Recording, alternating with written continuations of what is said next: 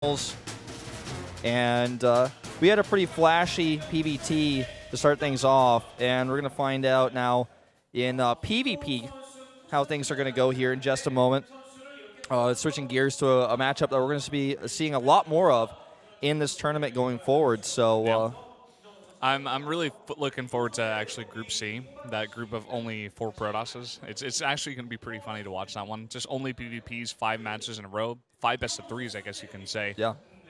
But for now, we got Stats versus YongHwa. This is the PvP we're going to be watching up here. And YongHwa, a guy who, you know, he's been around for a long time, but recently not having the best results. I remember in Pro League at one point for IM, he was about, 1-8 or so. He was just not doing so well. Yeah. And but he was able to make it through the qualifiers. He beat Rain, he beat Creator in both PvPs. So really looking forward to how he's turning out these days. Yeah, I am as well. He's always been a pretty, top-tier player in Korea. It's hard to say he's one of the weaker tournament players in this tournament, but it's just true. But he was, in Codes almost every season. I think he was in like 10 seasons in a row nearly. Almost got that ST award. Now he's moved to MVP, as many of the players from Prime and Incredible Miracle have done. Choya is here to support him today. And you can see getting here, like you were saying earlier, beating Rain and Creator. Also beating Ragnarok is pretty impressive as well. Someone that I feel doesn't get as much praise as he deserves. Yeah, another really great player. I mean, even just compared to the other players who qualified for this, beating Ragnarok, Rain, and Creator is like such a huge matchup, actually, of a huge lineup of people to beat to get here. And being with a new team, maybe it's really re-inspiring him to just do really well here. I wouldn't be surprised. Yeah, same. Let's see, man. He's gonna have to really, make some waves today to regain, I guess, his old fans, because this guy was really good at Wings of Liberty, and at the very beginning of Heart of the Swarm, he was looking strong as well. A lot of IM players were looking good back then. Not as much these days. IM obviously, in a bit of trouble. A lot of players leaving their team, so we'll see if that new home is working out for him. Stats was able to beat Tang Tang. Oh yeah, and Tang Tang, man. Tang Tang and Potato. Yeah, Tang Tang is actually someone we see play in almost every qualifier for every Korean tournament. He's quite famous for those of us who are super hardcore StarCraft fans who go to the Code qualifiers every time, like myself, like Brendan, people like Calor. We all know Tang Tang, man. He's always there. And he made it to the finals. He would have actually been here instead of Stats had he beaten Stats there. Yeah. I don't even remember what race Tang Tang is. I think he's Terran. I don't know either. I really would have liked to see those matches up against Stats here.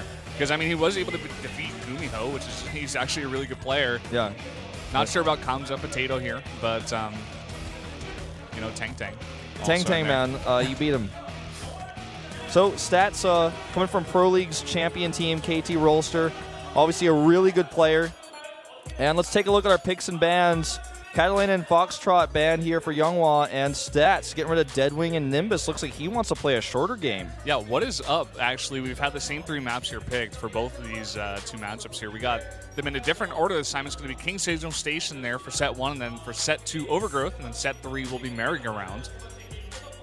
The Catalina ban is interesting for YongHwa. I feel like that map actually, I would have said that would have been a map that he would have liked to play on, but he decided to ban it instead. The Deadwing Nimbus bans make me feel like Stats doesn't want to play a long game, because Deadwing is a huge map, especially if you get cross spawns, and Nimbus has that backdoor expansion that you can get for free. So it does, end up normally pushing a longer game. Yeah. Really looking forward to this first game. Want to see how YongHwa's doing. Want to see how Stats is doing as well, being from KT. Stats definitely the clear favorite going into this best of 3, though. Yeah. All right, guys. Maps up and loaded. Both players looking pretty calm here going into this. The first best of 3. They still have another chance if they lose in that losers match. Yeah. Up against Cure. If they do lose, they got against Cure, like you were saying. Very hard opponent. Both of these opponents that they possibly have to go up against, both Sora and Cure, are very hard opponents here. So not an easy group here for both of these guys. No, definitely not. All right, guys. It looks like it's finally time to start. Starting this off on King Sejong Station, a pretty good 2-player map, pretty standard. A bit of a longer, map, rush distance-wise for 1v1 rather than Overgrowth. Yeah. Just want to mention as well, we're still here at Gruop B. have not changed the group here. Nope, we have not. All right, guys, YongHwa versus Stats, Group B of the round of 16.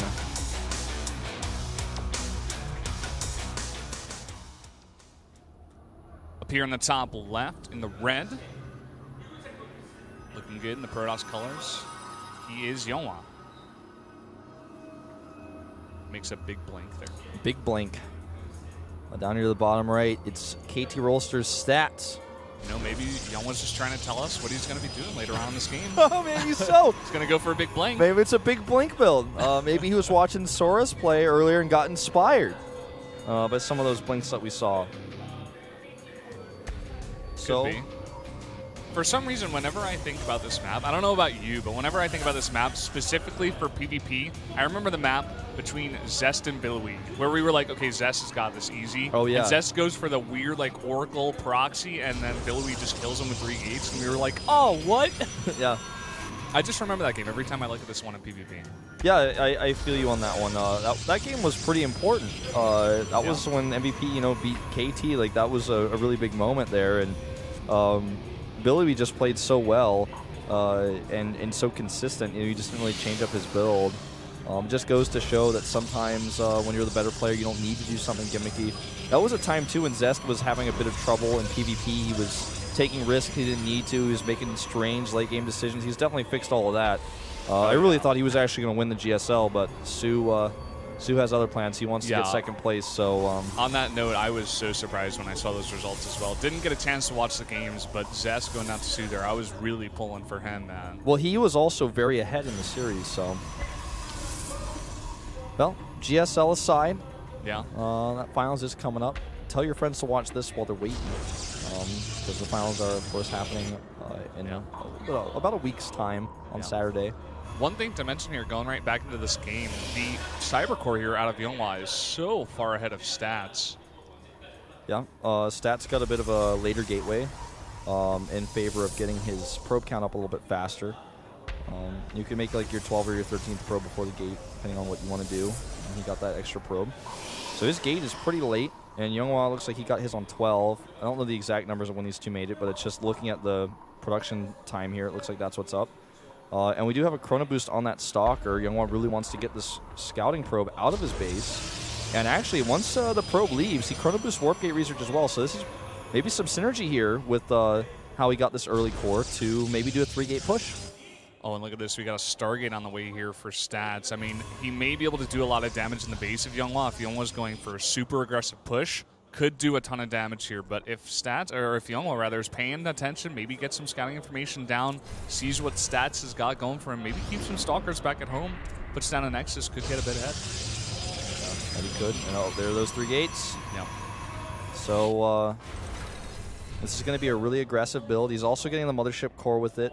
Albeit a bit late, it is going to be able to give him high ground vision, as well as a pylon that he might place on the high ground. We'll see how aggressive he decides to be with this, how, you know, up in his face he ends up getting. Now, if Stats doesn't see this, this could be, I don't want to say a build order loss, but could really cause him to take quite a bit of damage. And it may even just be fatal. We'll have to wait and see. Okay, he's actually just going to fight this. Yeah, he's got a forward pylon coming down right now. Stats sees the probe coming up here, and he backs way off. He knows this is coming on. There's that pylon I was talking about. This Mothership core is everything right now. He cannot lose it. And this Oracle may actually just need to be used for defense. Sending it across the map could do some damage, but that's what that Mothership core is for. He uses this pylon for high ground vision, keeps the Mothership core at home for that Nexus Cannon against Oracles and anything else that might come his way. First Nexus Cannon should be queued in just a second here. He's waiting for the last second before he wants to drop that down, as he barely has any units. Is he making a Void Ray right now? No, he's getting 2 more gates. And a few probes already picked off.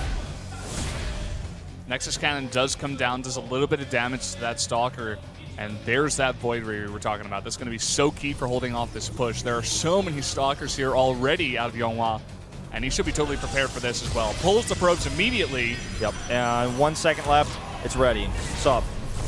Get out of here, Oracle. Not only just needs to warp in like 1 Stalker at home, or maybe 2. He wants to be really safe, and he should be fine. But you know, Stats with this Void Ray should actually be able to hold. I don't know if YongHwa can actually force this this game to finish. Yeah, unless we see some really bad control with the Void Ray, I think Stats will be able to hold this off. I'm telling you guys, one Void Ray can kill like 8 Stalkers. Here we go. There's that prismatic alignment. Probes come off the line as well to do a little bit of tanking, a little bit of extra damage. And I think he should be fine. He has to target the Void Ray. Let's see, though. This is a lot of warped-in units. Yeah, really nice target on that Void Ray, and he's picking off Stalker after Stalker. 2 more coming in here as well, taking out so much of Stats' stuff. Yeah, he kites perfectly with these Stalkers. Right-click on the Stalker, right-click on the ground, right-click on the Stalker, right-click on the ground. That's how you do it. You target the Stalkers only, then you move away from the melee units, the Probes and the Zealots. You can basically ignore them. A lot of damage being done here, though, actually. Yep. He's not going to give up to 13 Probes. Yeah, he's doing a lot of damage in there, and YongHwa's got to end this right now. He's got to do equal, if not more, damage here with the Stalkers he's got in the main base. Stats is desperately trying to hold on. He gets a really nice force field here, but... Yeah, I mean, he warps in a sentry because he's got no money. He's trying to warp in anything he can. Look at one of these Stalkers. That Zealot is not able to work with the force field, though. And look at this position on these units. Can he get another force field? He doesn't have enough energy. Oh, good micro here. Worker count is down to 1. YongHwa has 1 probe left. Oh my god, this game is getting crazy. He's going to pull that Stalker back. He's got almost enough money for 1 more sentry, but he doesn't quite have it. He actually took a few more probes, you know, a few more mineral trips. He could get it, but look at this. He's bringing the Mothership Core back. I think this is going to be game. I think YongHwa barely going to pull this one out. What a crazy game. He's done it. That's it. Yep. All the probes go down. Not able to mine here. And the 1 extra Zealot really, really helping out. And again, Stats is going to try to make something work with this Oracle. But 1 Oracle cannot kill 2 Stalkers, especially not with only 36 energy. Oh, what a fun game this has been. Yeah. Oracle going to be awkward, going to try to come in here, going to try to focus down some Stalkers, but all he has to do is micro. Yeah, and he does. Oracle, 1 or 2 more shots left. Oh, gets away, but so what? GG. YongHwa. Wow. Taking game number 1 with a very aggressive strat. You know, I really thought with the Void Ray, he was going to be okay, but the micro from YongHwa was so good. It's just that kiting, right-click on the Stalker, right-click on the ground, right-click on the Stalker, right-click on the ground. It's always what you want to do. Yeah, it was actually so perfect. He delayed a lot of the time, actually, the prismatic alignment as well. And then when he pushed in to attack the Void Ray, killed it in 2 shots. And then from there, that micro you're talking about, it's a very nice aggressive build at the YongHwa. He's 1 game away from going to the winner's match. And I have to say, this is not the outcome I was expecting, starting from the beginning of today. No, certainly not.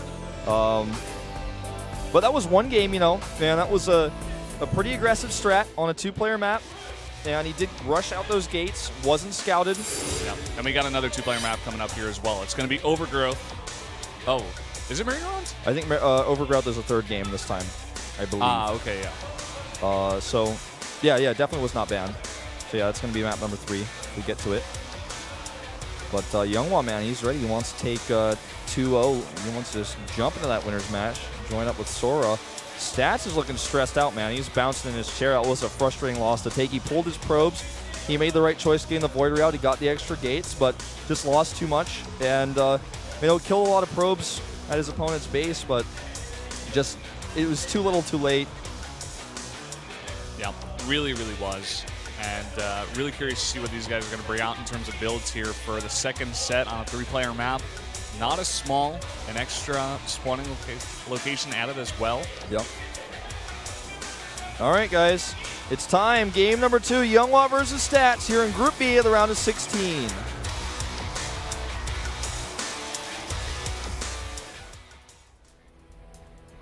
Up here in the top right, he's up 1-0 so far. His name is YongHwa. And over here at the top left, KT Rolster, his name is Stats. Now, there's a lot of pride on the line, like I said, to be able to represent Korea going into such a big tournament in China is so important to these guys. Because representing Korea is like saying, you know, I'm representing the strongest region. Because for StarCraft, there's no question that Korea is by far the most dominant region, has been for all time. I mean, if you want to look back at Brood War WCGs, you can go and watch a lot of VODs of foreigners trying their best. One of the funniest WCGs I remember being at was MVP versus Shigua from China, and it was a TBZ finals. It was in Busan, actually, my first year out here in Korea, and I got to cast a little bit with Rotterdam at that tournament. It was a really fun tournament, but I didn't cast the finals, but I remember watching it, and MVP just masked ghosts and just sniped everything, just because ghosts were really strong back then. They weren't nerfed yet, and he just sniped everything. It was super one-sided, the series. Korea has always been, and always, I feel, will be StarCraft 2's most dominant region, and so these guys want to represent that region going into this tournament in China. Yeah. Very well said. I mean, even nowadays, you see Koreans everywhere. I mean, Koreans that have moved to different regions even. They play for America, but they're still in the finals. You just see them everywhere. So definitely the strongest here. But look at this. Got the scout on. Yeah. I was going to say, I meant to say 2011, not 2010. I think I misspoke earlier. It was definitely 2011 that WCG was talking about. And there's some angry nerds like, no! Wolf doesn't know anything! Sorry, guys. All right, so only a scout from his stats, but you know, a little bit delayed scout coming out here for YongHwa, who decides to mine a little bit less gas in favor of getting that second gate up. And we're going to see stats come in here. Take a look at what's going on in that base. We'll see the gates. Yep, very important information for him. Wants to see exactly how many gates are coming down, how much gas was mined as well. And you know, YongHwa might not actually be able to get that same sort of scout off. He might get denied by this first stalker. We'll see. He already knows he's scouted the wrong location. Here comes that stats probe. We'll see the double gates, see that gas mining. And he's going to get out of there right away because he knows that first stalker is also about to pop for his opponent. Yeah. That's edge pylon here for both of these players. Could be some tech drop down there a little bit later on. Would be a nice space to hide it at. Yep, and that probe for YongHwa doesn't even go to scout, in fact, because he knows he's going to lose it that way. Well, he's going to lose it, you know, potentially regardless, depending on how this works. Let's see. Okay, he's going to two probes from each other. I thought that was a stalker. And will he lose that probe? Yeah, looks like he will. A bit later than I thought, but still going to lose it. Oh, one more shot will do it. Do it, stalker. Oh, he turns around. He lets him live. Lets the probe live. At least he's going to get control of that watchtower. Yeah, you don't want to chase too far when you don't have vision, because you know, you run into your opponent's stalkers, you lose your stalker. It's definitely not worth it. You have Blink and those two gates coming up for stats back at home. There's a fairly greedy Nexus comes up here for YongHwa. And, oh, that probe that he let live. May end up saving him here. It's going to come back to bite him. I think he saw that as well because he moves the probe. Oh, now he's not even going to make the pylon there because he knows it's too obvious. He's going to make it over here to the right side. He needs a pylon, though. All right, let's see. This is actually going to be a pretty fun one to see how it plays out. 2 sentries here. His Robo is very late, you know, for getting Immortals out to defend this. Warp gate research done for both players, as well as the gateways of Stats. And it doesn't really look like Stats is going super aggressive. He's trying to make that pylon, but he doesn't really have all the stalkers out on the map just yet. He's warping in 3 just now. He would have been really happy to get that pylon up, but it's not like, you know, it's not like he can't still do a lot of damage with this. Yeah. It's going to be a little bit tougher. He still has a pretty good warp in point, and he's going to come right up this base. First Immortal is on the way right now. This is not a huge commitment by Stats. He's just going to poke with this a little bit. He's already transitioning back at home. He's got a Robo. He's got an Observer on the way.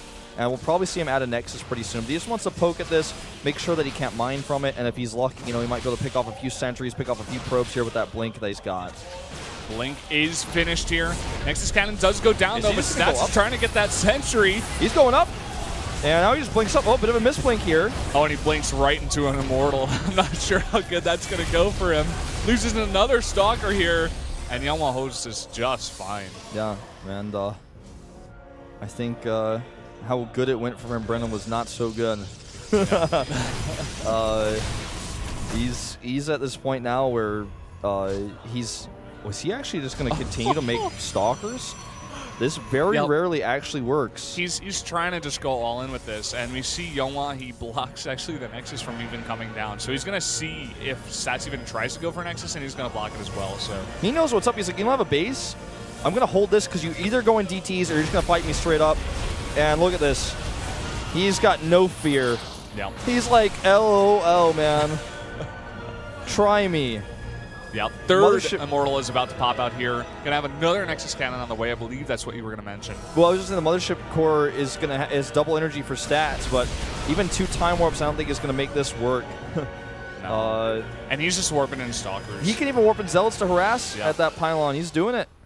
We see Chrono Boost on the Gateway Series trying to go for something here. He's got an Observer with this as well. He could blink onto the high ground, but it's just, I don't know. It's just way too risky. And we have 3 Immortals out already. Here are the 2 Zealots that are going to cause some hell here for stats. He just warped in units as well, so he doesn't have any warp-ins. He's trying to make a tight wall, but sorry, man, too late. It looks like we're going to have a 2-0 here because I don't see any way in the world that stats makes this blink attack work. He's going to go for it. All right, last stand here. Great force fields, and the Nexus Cannon is still active. He recalls. And he might even lose a Stalker here. No. Does recall, and he is going to hold this off. But again, probes have gone down. He doesn't have a second Nexus, and YongHwa can just move out. Look at the supplies, and he's going to be supply blocked now after losing that pylon. 78 to 49, 3 Immortals, a 4th Immortal in a pop. All he needs is counter blink. And honestly, I don't even know if he does need that. He might even just be able to move across the map and win the game. Yeah, I think at this point he actually could just move across the map and win, but I think he just wants to be super safe here. He wants to get that blink. He can leave 2 Immortals at home and send the rest of his army out and just rally Immortals out of the Robo. Stats finally cleans up that pylon. He may just now start that game. Oh my God! Oh, he messes it up. There you go. He blocks it. There you go. Stats is just out of luck here. Again, this is not what I expected. Not at all. I feel like Stats being a little bit desperate. Tries to go for something aggressive here, but YongHwa has his number. Plays a really nice defensive build here. Gets out the Immortals just in time for the Stalker build. Stats is trying so hard, man. He's going to try to blink 4 Stalkers into the main base. Yeah. And there's nothing here, actually. He will definitely get some kills. How many will he get? 2, 3. And he's just going to target down with these. Yeah, just wants to get as many kills as possible. Yeah, didn't target the best there of the last one, but I mean, he got a few kills. I mean, all things considered, guys, but this game could not be more over. But Dark Shrine, and this is Dark Shrine against a guy who's had a Robo for, you know. And he just saw, he just sees that his own Observer got sniped. He's like, oh, he's got obs. Yeah. And now this Hallucinated Phoenix is actually going to just scout the base and see the Dark Shrine. Literally, he knew that was one of 2 opportunities he had. That's why he had those units in hold position on the ramp. Because he's like, either you're going to try to kill me with Blink, or you have DTs. What else could it be? I'm just going to hold this with Immortals. And if you go DTs, I didn't have an Observer yet, but I have all these units in hold position on the ramp, and I'll be fine. And then I'm going to get my Observer out. Super safe start to finish. That's YongHwa's name of the game. Safety. Now he's got his own counter blink, and that literally means he can just move across the map, counterattack, and win the game at his own leisure. I really have to say, YongHwa is impressing me here with this PvP. He's beaten Stats 2-0 really easily. His builds are super solid. Comes out aggressive in the first game, plays really defensive in the second game. Seems like he's really toying with Stats here, and if he's able to defeat Rain and then Creator and then Stats, this guy, you know, he's probably practicing a lot of PvP. He knows that the name of the game these days is winning against Protoss. And since he's Protoss, he's just got to practice that PvP. And we're seeing it coming to fruition. Yeah, certainly. That's a really, you know, nice point that you bring up. Army supply 36 to 61 here, as you can see. And Probe's even ahead here for YongHwa. He's had that second Nexus for much longer. This is why YongHwa and Artosis are actually meant to be together for eternity, because this is exactly how Artosis plays when he's ahead. You know, the when you're ahead, get more ahead rule. Yeah, he takes that to the extreme. I feel like YongHwa might actually wait until he's max before he decides to attack, and even then he'll probably just wait until Stats attacks into him.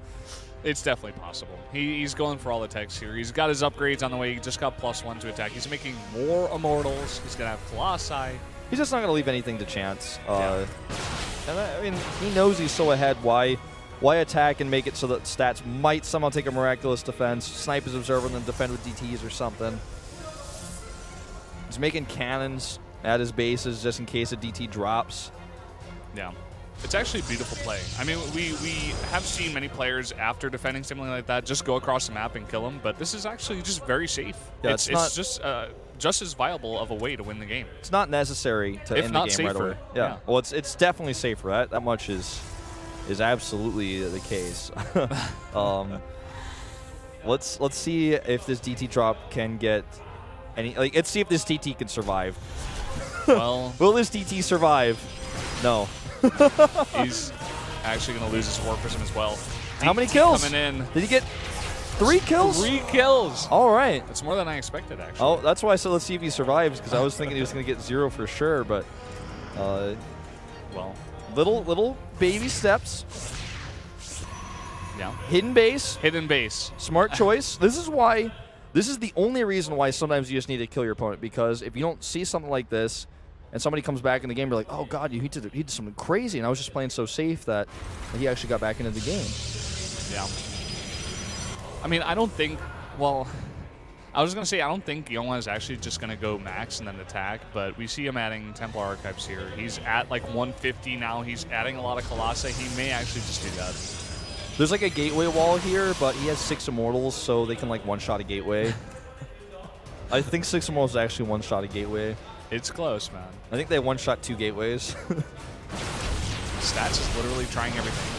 Hallucinated Zealot harassment. The fake Zealot harass. That's a new one for Maybe me. it'll buy some time. I'm afraid not.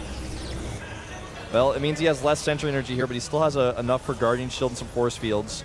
And there's only 1 Colossus in this army, so getting up there to step on the Force Field is going to be somewhat of a challenge. The Gateway Wall is smart. He's just going to siege this up a little bit here. Look at those Immortals. It's doing work. And 1 gate's already down. 2nd Colossus arrives here. That Force Field not really accomplishing too much right now. He's got such limited energy. He's got his own Colossi out, though, and does trap some Zealots. Yeah, Stats, you can tell, is just trying so hard to win this one. He is going for every single tiny advantage that he possibly can. Look at all those Force Fields. Yeah. YongHwa doesn't want to move his Colossi right to the front to possibly get sniped to break those. He's just waiting. Stats is buying some time. He's just got an army that's twice as big. Stats is trying to hold on so his 3rd base can pay for itself. I think he's got, what, 6 probes down there, though? 1 of these gateways doesn't get canceled. There's the Time Warp. That's going to be the last nail in the coffin here. 2nd Time Warp, perfect as well. And this is just an army supply that's triple out of Stats. Stats tries his best to hang on in this game, but eventually YongHwa decided to move out. Yep, he finally did it. GG. YongHwa takes this one 2-0 and moves to the winner's match here against Sora. Yep, we're going to get to see some more PvP. Whose PvP is going to be better in that winner's match? That's pretty exciting to me, because I always liked Sora's PvP. Like I said before, he's a little bit more imaginative. He thinks outside the box. He doesn't always stick with what Koreans are saying as standard. I would say, like, at any given time in Korea, PvP is a matchup that has the most varied openings out of all matchups, not just mirror matchups and other PvT, PvZ, just out of all, like, 9 matchups. I feel like PvP is the matchup that has the most different openings that both players can choose from. Well, it's certainly getting played a lot these days, so there's a lot more practice to find out those new openings. Well, I just feel like at any point in time in Korea, there's like 5 to 6 or so openings that Koreans say are like viable, standard PvP openings. Even back in the old days, when mostly people were just 4-gating each other, there were other openings and other variations of the 4-gate, the 10-gate 4-gate, the Korean 4-gate, stuff like that. But I feel like, Sora likes to think outside the box. He likes to do other builds. We're going to find out what he's going to do after